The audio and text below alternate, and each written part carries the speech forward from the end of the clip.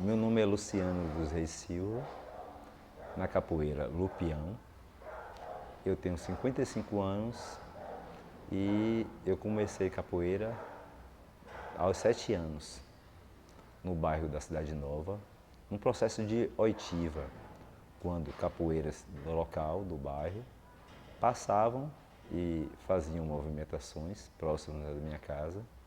E como criança curiosa, eu pegava e ia vendo e repetia ali os movimentos com mais alguns amigos da Rua C, que era a rua, morava no entroncamento da Rua C com a Rua 2. E me chamou a atenção, assim, uma pessoa especial, o Badu, que ele, um cara da, como é que chama assim, ex-combatente, e que ele, por conta do abandono da esposa, ele passava gritando, falando, né, bebendo e falando da falta da esposa. E as pessoas jogavam dinheiro para ele e ele descia com o corpo e ia lá, sorria, e pegava o dinheiro e ia beber. E quanto mais bebia, mais jogava, mais ele fazia isso. Eu ficava encantado, ele mesmo bêbado, com o controle do corpo. Foi uma das coisas que me chamou muita atenção. E simultaneamente a isso, na roça de vó, tinha um cara chamado Arlindo. E inclusive a filha dele é a Aide. E aí hoje, na época, eu criança, a coisa não me chamou atenção. Hoje eu percebo que até o nome da filha é um nome de capoeira, né? Aide. E ele era rendeiro, aquelas pessoas que moram num pedaço da terra, trabalha e tem a sua areazinha dentro para cultivar. E também eu vi ele num processo de capoeira no dia a dia. Não vi nenhum dos dois em roda. As rodas que eu comecei a observar foram as rodas do mestre Muritiba, porque meu pai era da região de Governador Mangabeira, antiga Cabeças, que é próximo a Muritiba. Inclusive tem uns parentes em Muritiba, Cachoeira, São Félix, Cruz das Almas, aquela região toda ali do Recôncavo. E aí meu pai era amigo do mestre Muritiba. Então, assim, eu vi as rodas muito. E, inclusive, ele falava, estava menino para treinar, mas era longe. A gente morava na Cidade Nova, era muito longe de lá. A primeira espécie de roda que eu participei, que eu vi, que eu presenciei, foi num pau de sebo que tinha, onde hoje é o CSU. E tinha umas pessoas lá que eu não lembro, eu era pequeno, não lembro o nome, eram bem adultos. Eu lembro da fisionomia de pessoas bem maduras, de mais de 30 anos. E dos nomes que eu lembro, da época que rolou dessas pessoas, eram, acho que Chocolate ou algo do gênero, que lembrava esse nome de Chocolate, alguma coisa assim. E fazia uma roda com poucos berimbaus, com mais berimbau e o bode, que é o pandeiro. E a gente, claro, na farra do pau de sebo, na farra do quebra-pote, na farra lá da brincadeira, a criançada aí brincava e eles tocando pra gente também. A gente entrava para brincar. E foi nessa brincadeira que eu tive o contato com o berimbau. E aí tinha Valso e Gato lá na Rua C. Aí Valso conseguiu um berimbau, foi o que a gente começou a brincar, a tocar. A gente tentou fazer, não conseguiu. Mas culminou que no ano seguinte, a gente estava no segundo ano primário, a gente fez uma apresentação no Dia do Folclore, no Louisiana. Acho que foi a primeira apresentação no Colégio Louisiana com capoeira, foi a gente que fez. E de lá para cá foi... isso eu estava no segundo ano, na quarta série a gente se mudou para o bairro da Queimadinha. E no bairro da Queimadinha eu tive contato com capoeiras locais. Alunos do mestre Zé Grilo, alunos do pessoal lá de Imbé, que é lá Imbé morava ali onde hoje é onde é o casebre ali. E aí eu saí e comecei a treinar com o Imbé. Foi onde eu conheci Zé Domingos, conheci Ceguinho, conheci uma galera da área daquela região. Quando o Imbé foi embora, Ceguinho tomou a frente do movimento, eu continuo com Ceguinho. Até que eu conheci o mestre Cláudio, e quando eu conheço o mestre Cláudio, aí eu começo a me envolver com a capoeira Angola. Mas eu conheci o mestre Cláudio, mas teve um momento de transição dessa passagem. Primeiro a gente ficou muito na oitiva, eu e Dentadura. Na época a Dentadura ainda não era Dentadura, era Luciano. Eu treinava com o irmão de Dentadura, com o Nem. A gente treinava, eu lembro do dia que ele falou, meu irmão começou a treinar, quando o Luciano, que hoje é Dentadura, tinha começado a treinar no grupo do mestre. E depois de algum tempo o Nem não quis entrar, ou o Júnior não quis entrar, aí eu entrei. E aí, só que não entrei de primeira, minha oitiva ainda continuou um pouco mais. E paralelo a isso, foi quando, em 86 eu formo na escola técnica, então, mais ou menos em 82, eu estava indo para a escola técnica de Feira de Santana. Nesse momento, eu conheci um aluno, uma pessoa que era amigo de um aluno do mestre Kel, Lito. Tinham dois Litos. Joselito Queiroz e Joselito Souza. O Souza morava na colônia Lopes Rodrigues. E o Quinha não, o Quinha era discípulo do mestre Kel. E ambos conheciam o mestre Kel, foi onde eu tive acesso com o mestre Kel nas rodas dos veteranos. Aí comecei a pegar roda lá com o mestre Kel também. Nesse momento o mestre Cláudio estava dando aula numa academia vizinho ao fórum, na academia de Gessinho, foi quando eu entrei. De lá, a academia mudou para vários locais, mudou em frente ao Dom Pedro, mudou para o Beco da Energia, de lá para o Cuca. E aí, quando eu me envolvo com a capoeira Angola, que eu me encanto, é só ela até hoje.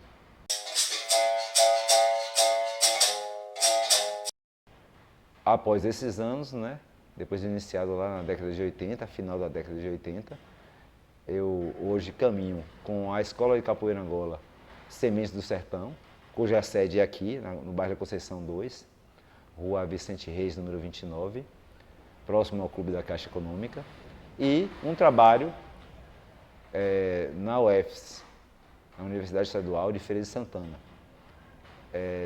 próximo ao Parque Aquático do Parque Poliesportivo lá, de Educação Física.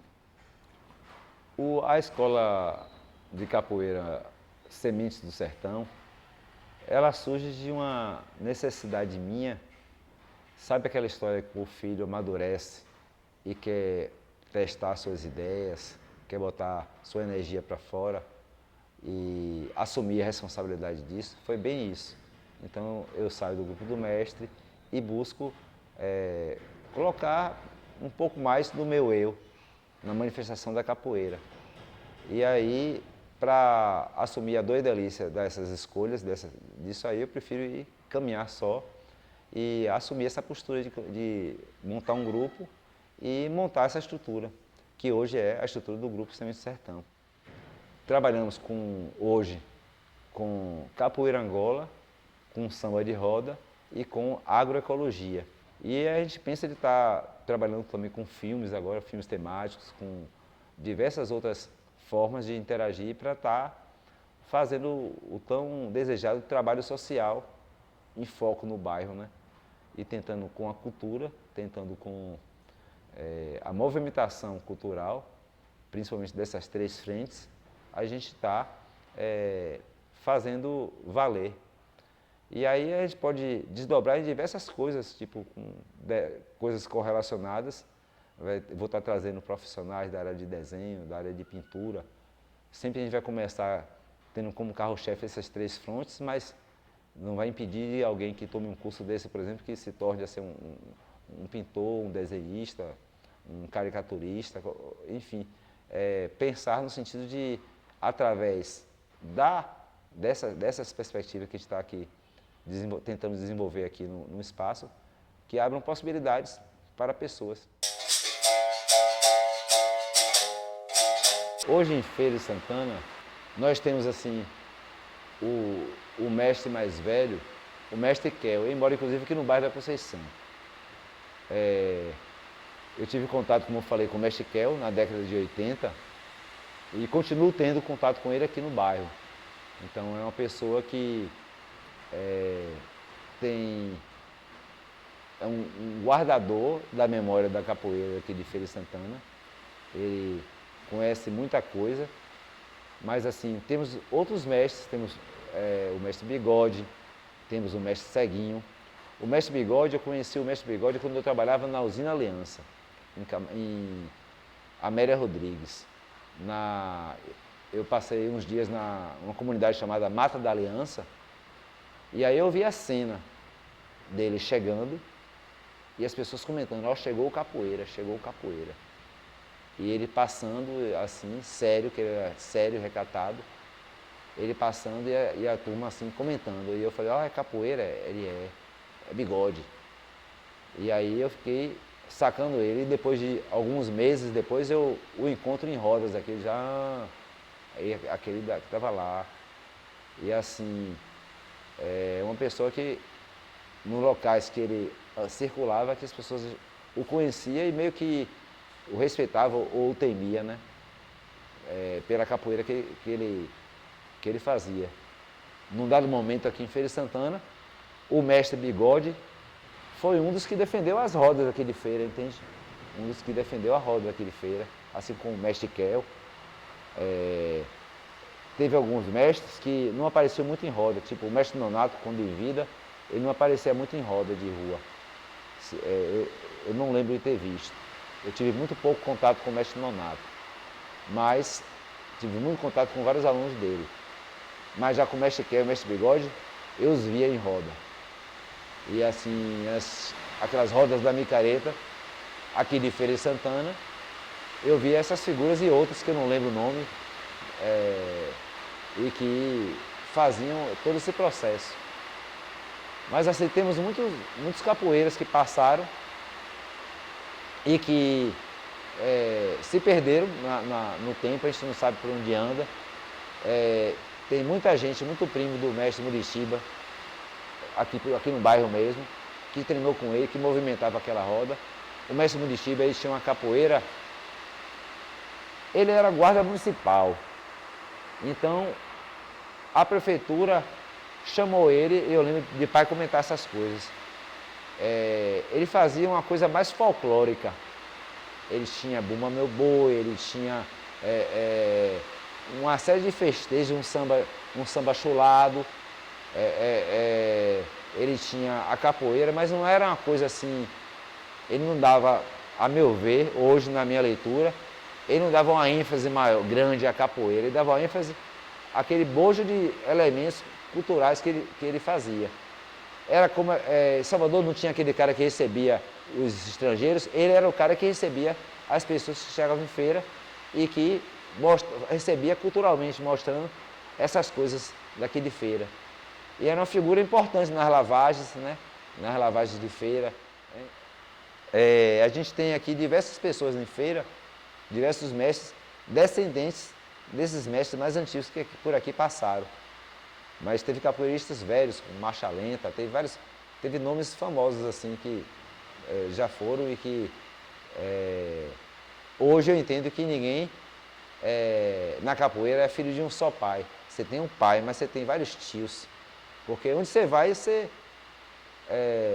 viu, aprendeu, incorporou, alguma coisa incorpora e você deixa sempre alguma coisa. Então não tem como a gente, e antigamente, por não ter essas escolas, isso era tudo muito mais natural. Hoje as pessoas se fecham no ego de suas escolas, como se seus alunos só aprendessem com si, e não é. É importante pensar a cultura dessa forma, dinâmica, né? Mais dinâmica, mas não perdendo a essência ancestral, não perdendo a essência uma vez, ancestralidade imbuída, do saber do mais velho, do local de fala do mais velho, quem mais viveu para estar passando, que tem mais experiência acumulada sobre aquilo ali, está passando, encaminhando, está dando os parecer, está guardando, né, a memória, que na realidade, cada vez mais você passa mais tempo em qualquer atividade cultural, você tem mais memória, então você é um guardião da memória. Então, é importante falar disso porque, por exemplo, tem um cara chamado Pato, ele não é mestre, mas Pato é um capoeira antigo e guarda a memória também. E às vezes as pessoas não dão a ele o crédito que ele tem, porque ele viveu as coisas também. Ele apenas não está desembolando um trabalho de capoeira.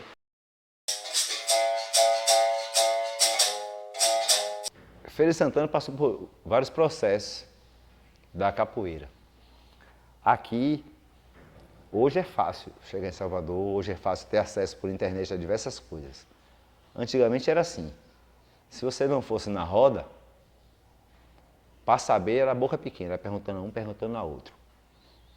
Então, ou você ia para os espaços onde estava acontecendo, inclusive para ajudar a fazer acontecer e ver as coisas e aprender, ou não tinha os espaços formais como tem hoje de treino. Então, isso, por um lado, fez com que a capoeira de feira adquirisse uma característica própria, assim como o reggae daqui de feira. O reggae de feira, quem é regueiro das antigas, dança em um lugar e a galera fala, você é de feira, pelo jeito de dançar. Então, nesse sentido, a capoeira,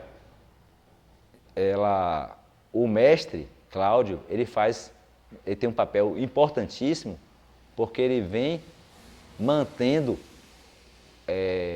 dando ênfase à questão da expressão particular daqui da gente, daqui da região, e não se macula muito com outras vertentes. E hoje a gente percebe que a capoeira do interior, dos interiores do estado, mantém suas perspectivas.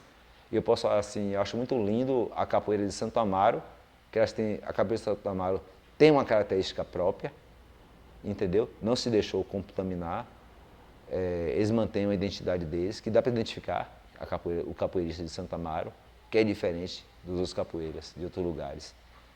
Então, assim, e lá não teve a influência, por exemplo, do mestre Bimba, o mestre Ferreirinha, os mais velhos, que foi com outros mais velhos de lá. Então, feliz do local que soube guardar os seus nomes mais antigos. Então, assim, da gente imaginar que sempre Salvador tomou a cena cultural das coisas. Então, por ser o local, a vitrine da Bahia, os olhos. O gringo ficava ali, não ia para o interior. Tinha pouca coisa no interior de interessante, não tinha praia. Quem queria conhecer uma coisa mais específica vinha, mas lá as coisas aconteciam e tinha uma visibilidade maior. Então, assim, nesse pensar, a gente tem diversos grupos aqui de feira, mesmo falando regional, mesmo se adequando à perspectiva regional, com características da capoeira antiga de feira. Onde eram os espaços que aconteciam essas rodas aqui em feira, assim, que eu lembro, né? Primeiro, lembrar, entender que a estrutura da roda foi mudando, foi crescendo e foi avançando. Então, às vezes a roda tinha um berimbau, um pandeiro e um grupo de pessoas do lado. Eu já vi rodas com um bocado de berimbau, já vi rodas sem berimbau nenhum, só com tambor. E o importante é assim que locais bem específicos que eu via as rodas. Tinha as rodas do mestre Muritiba, em todos os festejos oficiais da cidade, principalmente ali do lado da matriz. Tinha uma roda que acontecia no final da ladeira do Lagé. Tinha uma roda que acontecia no Jardim Cruzeiro, próximo à Fonte Nova. Tinha uma roda que acontecia, a que eu falei, lá no centro da cidade, em frente à Igreja dos Seus Passos. Eu vi roda do Mestre Kel, que como ele chamava, a roda dos veteranos. As rodas da Calilândia, rodas maravilhosas que aconteciam lá, inclusive eu não lembro se antes, porque às vezes também a gente só consegue enxergar as coisas que a gente está envolvido. Eu não sei como é que, se antes já não tinha, mas eu lembro que na época do Mestre Imbé, todo domingo ou momento de festejo tinha lá a roda. As rodas da micareta que aconteciam do nada, a turma se juntava, vai ser aonde, vai ser tal lugar e fazia, né? Abria o espaço e fazia a roda. Tinha a roda da Brasília, na lavagem da Brasília. Então, geralmente quando tinha lavagem, festa em bairros, sempre tinha uma roda de capoeira. Sempre tinha uma roda de capoeira. Eu sei que da década de 80 em diante, começou as escolas a botar seus trabalhos para fora e as pessoas chegavam para a roda. Então já era uma roda mais organizada, mais controlada. Mas ainda assim ainda tinha as rodas juntadas do nada, assim. Mas sempre do nada, aspas, de pessoas conhecidas que já treinavam ou jogavam junto e que faziam a roda acontecer. E assim, para mim, as mais perigosas eram as rodas da micareta, porque vinham capoeiras de Salvador para cá. E quando tinha roda eles entravam, é onde eu vi, né, e parte da minha infância, em rodas da micareta, eu estava só de observador, e que eu vi, como eu falei, o mestre Bigode, o mestre Keldo, pessoas assim, defenderem a capoeira de feira, né? A questão era muito mais de força e habilidade do que outra coisa, era capoeira de pau. Eu não lembro, assim, até mais ou menos 80, muito a presença da mulher nos grupos de capoeira, nas apresentações nas rodas. As mulheres começam a aparecer mais no cenário quando as escolas começam a se sedimentar. As escolas começam e assim, no Mestre Donato tinham mulheres, no grupo do mestre teve mulheres, em vários grupos tinham mulheres que apareciam.